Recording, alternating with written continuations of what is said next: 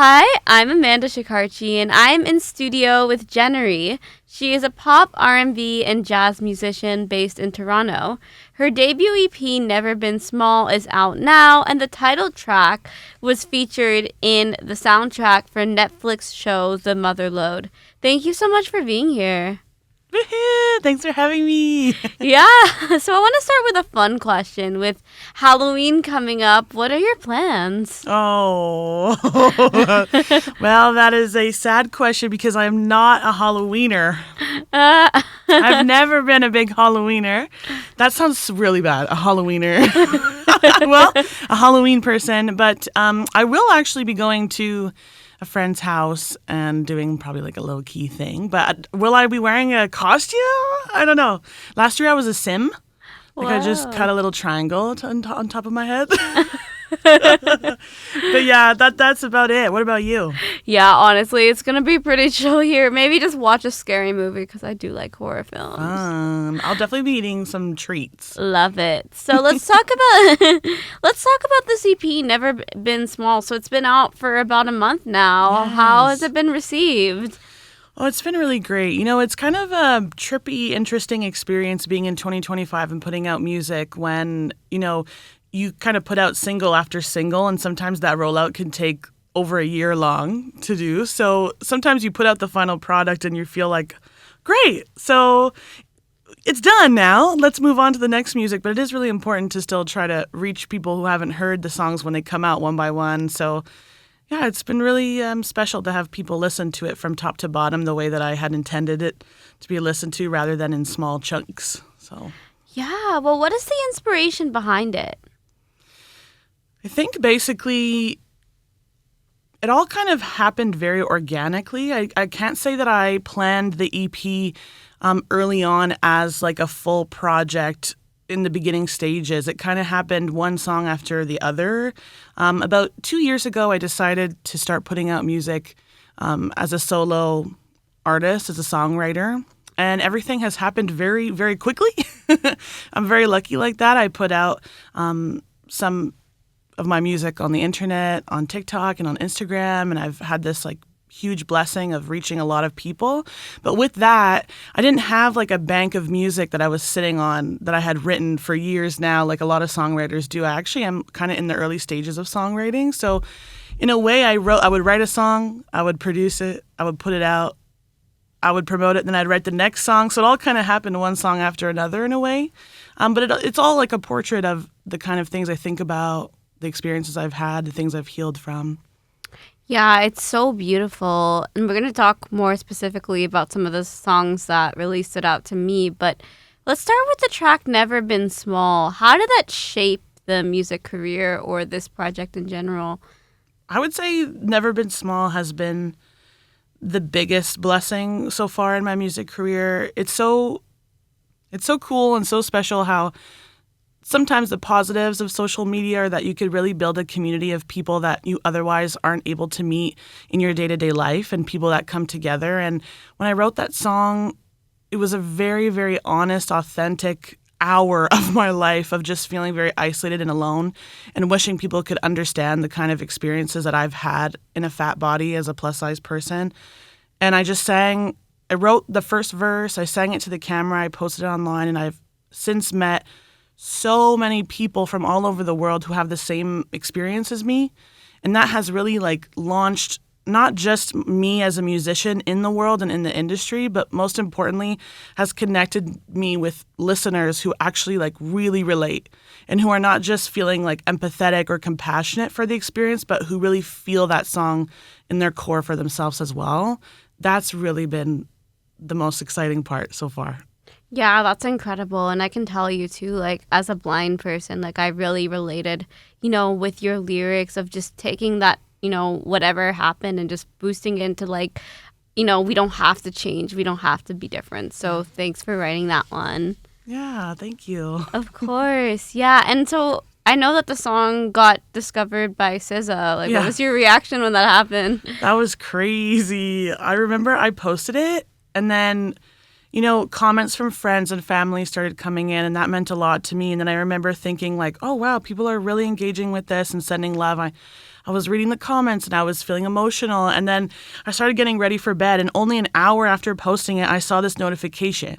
And it said, SZA liked your reel. And I like, what do you mean? And then SZA commented. And I was like, and then the big moment happened where it showed SZA shared your reel to her story. And that's what made things go like absolutely crazy. And I'm such a fan of SZA, so she's such a supporter of other musicians, like small musicians, anyone she sees online that she likes what they're doing. I've noticed like she shares, and really that changes people's lives, you know? So that was such an amazing moment, and I'm so grateful to SZA for giving me that platform and sharing. I think she wrote Incredible, if I'm correct. Aww. So the song was also featured in the Netflix comedy Mother Lode. How did that opportunity come about? Oh, this is just so cool because she literally just DM'd me. Rosebud, who's a writer for SNL and an incredible comedian. She really resonated with the song. And if you watch the comedy special, you'll see that she's so funny. But the special is also like very political, and it talks about, like, she's really trying to raise awareness for the lack of health support that we have as women. She was pregnant, and it was not the easiest pregnancy, and it was quite traumatic for her. And so I think she really resonated with the song and everything that she had gone through, and wanted one song to really start and end the special. And she messaged me directly. We got on a Zoom call, and then she actually was touring and invited me to go to her show in Toronto. So I got to meet her in person. We connected, and yeah, we didn't have to go through like any kind of agency or anything. Very independent musician moment. We just got to do it between us, and now it's on the Netflix special. Oh my God, that's so special. Congratulations. Thank you. So I want to talk about another song that I really love on the EP is Stop, You Can Let It Go. Thanks. And I really like this line. I would love to hear the inspiration. So it's, if you're losing your voice from screaming too loud, you can turn the volume down. Yeah. Thank you for liking that lyric and for thinking about it.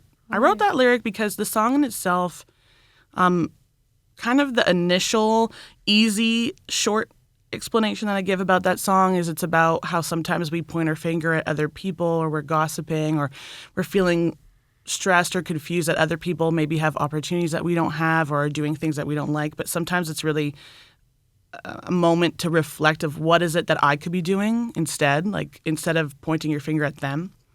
But the secondary truth about that song is that it's actually inspired by a dialectical behavioral therapy skill that I learned in therapy called STOP. And that line specifically is about how sometimes if you find yourself like screaming, or you find yourself so angry at things not working out, that sometimes the answer is, again, like from within, that you can kind of find your center, and you could try to use some of the skills to like relieve that stress or that anger and calm yourself down, and then see what you're really feeling. Like, because anger is a secondary emotion. So yeah, does that make sense? That is so beautiful. Yeah, that makes a lot of sense. And now my I love all the songs, but my all-time favorite is I'd Rather Be Ugly. Really? Yes! Thank you. That one is so special. Like, oh, just the message, your vocals, like the whole thing is incredible. And a line that I want to bring up here is, am I missing out on making memories because I'm stuck inside the maze? I need to break free somehow. Thank you. Yeah. I mean, that's, that's a probably like a common feeling, but I think certain people that have different experiences than others, like for me as someone who's in a fat body, often have felt like I don't even want to leave the house, the way that people have treated me, especially men, in public. And people don't always believe me because they don't have this personal experience. But if you're in a body like mine, you'll understand that sometimes you can literally just be walking down the street and a man thinks you're disgusting, and will just like comment something about you. And so that's something that like we can't control, and it's really horrible, and we have to like change as a society, obviously. But there is also this maze of turmoil within, that I have worked really hard on accepting who I am and knowing that I deserve to take up space, and I deserve to get out of this maze that I have been stuck in of not wanting to leave the house, or not wanting to go for opportunities, not wanting to put myself out there. Yeah. Yeah, thank you for sharing that. I know that, like, I totally relate to how that can be kind of, finding that confidence to put yourself out there in that way. Thank you. So, what advice do you have for people who are trying to figure out who they are? Oh, big question. I think similar to that lyric that you brought up, actually, in Stop and it, I'd rather be ugly. I think there's like a through subject that goes through the music, which is really to silence the voices around you, understand where they're coming from if you are hearing them, and kind of distinguish whether they're your authentic voice or it's the voice of somebody else or the voice of society or family or friends who have hurt you or have challenged you about your identity. As a queer person as well, there's a lot of noise out there, and that sometimes you have to find a method to both be able to point out those voices that you're hearing and identify what they are, and then decide if they're your true voice or they're somebody else's voice, and also figure out what is your own voice, like who are you really. And I guess that would be my biggest advice is sometimes it helps to learn about the politics and to learn about why people do the things they do and to have compassion and empathize with that so that you can better understand the situation, the systems at play. But also with that, you have to give yourself the love and compassion to find who you really are independently. Oh gosh, I don't even know if I'm making sense, honestly. No, that's so beautiful. I love that. Now, you got a chance to perform these songs live. How has that been? Well, I love singing live. That's my favorite thing in the whole world. I feel like, I've met a lot of artists in the last 2 years and recording artists who sometimes don't love to perform. They just really love to record. No, I record so that I can sing them live eventually. And my dream in life is to go on a tour, at least one. I haven't yet gone on a tour, but I have been performing, in Toronto and Montreal a lot. I look forward to bringing my music all over so I could sing to as many people as possible and connect with them in that way. Yeah, I love that. And I knew you grew up in a musical family. How did that influence the type of music you create? Well, it's funny because my kind of direct family, like my parents, my brother, I wouldn't say that they're not musicians, but they love music. Like they're lovers of music. And I grew up my whole life having my dad playing music, oftentimes different radio stations in different rooms. I love it. So my dad would have something going on in the garage, and then we'd have other music in the living room, and then something else over there. And so that really, that definitely colored the kind of music that I listened to, and just having music around 24/7. And my grandfather was actually a jazz musician, and he was very, very supportive when he was alive in the early days of my life. Just like, try this, try the harmonica, try my organ, try my keyboard. Oh, you should sing for us. So they've always really encouraged me. That's beautiful. Now, for people who want to learn more about you and your music, where can they find you? You can find me on all social media platforms at Jennarie Music, my website, jennarie.com. And of course, please listen to my music on Bandcamp, Spotify, Apple Music, all the things, Jennarie, which is Jennarie. Thank you so much, Jennarie, for this amazing interview. The EP Never Been Small is out now. Thank you for having me.